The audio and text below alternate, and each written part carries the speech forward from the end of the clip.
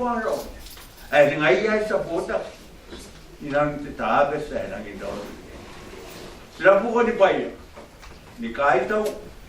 On de buat te ato. O ni kaitaw na po dito teka.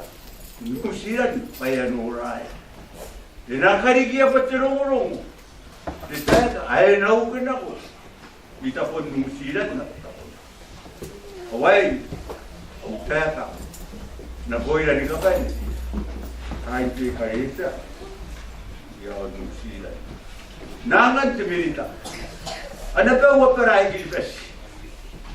Yaw tayo na. Itabi na yaw tayo na. Ano ba gilbes? Ay kapan. Kami na ba ni kapay niya? Kain ti karita. Kami ako. Hey!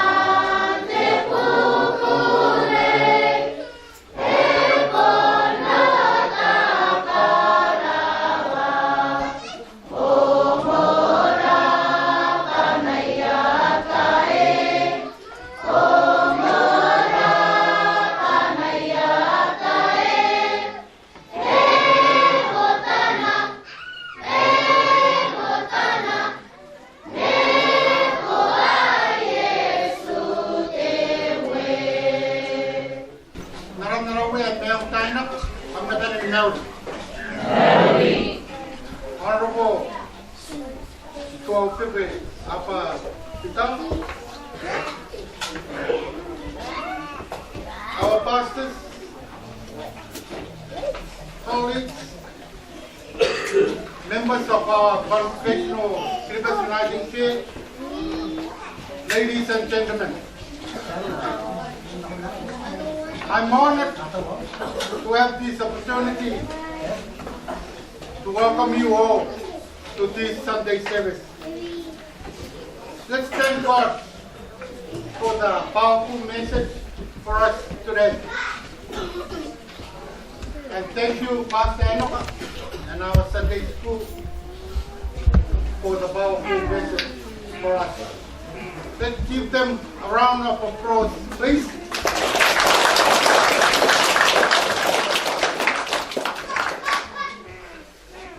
Today marks the start of our Kiribati Language Week.